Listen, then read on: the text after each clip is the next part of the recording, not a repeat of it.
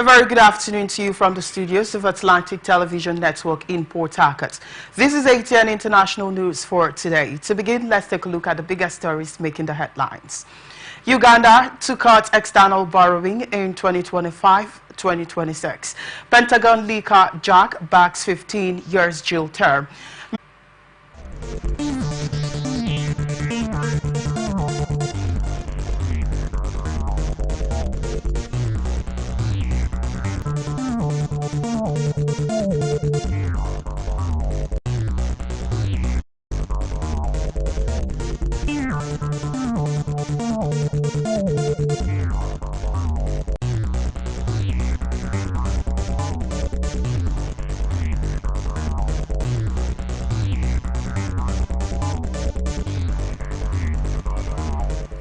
And now, the news in details.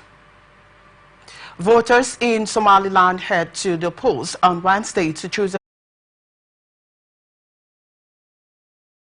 hopeful that the new administration will defy some of the traditional one more race, giving them at least 216 seats in striking distance, and 12 races remain uncalled. On Tuesday, Republican Representative David Valadao and Democratic Representatives Mike Levin, both of California, were re-elected, Edison Research projected. Republicans have already secured a majority of at least 52 seats in the 100-member U.S. Senate, with no winner yet projected by Edison in Pennsylvania. The AP and some other U.S. media outlets last week, the Senate's majority is shy of the 60-vote threshold needed to advance most legislation in that chamber, meaning Democrats will continue to hold some leverage in Washington next year, even if Republicans win the House majority.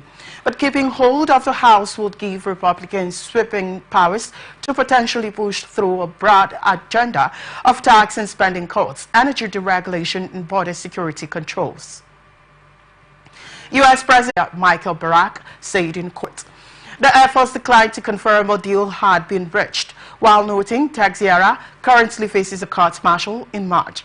Before his arrest, Teixeira had been an airman first class at Otis Air National Guard Base on Cape Cod in Massachusetts, where he worked as a cyber defense operations journeyman or information disagree. Meanwhile, Petro is struggling to make concrete progress at stop-start negotiations with armed groups in Colombia, where violence remains a harsh reality in certain regions. Mexican law enforcement announced on Tuesday the arrest of a top municipal security official for the assassination of the mayor of the capital of the violence-plagued state of Guerrero. The murder and decapitation of Chipalengsingo Mayor Alejandro Arcos shocked the country, coming just days after he took office. Guerrero prosecutors said in a statement they had detained a man identified as German N in accordance with Mexican convention, which does not give the full name of arrested suspects.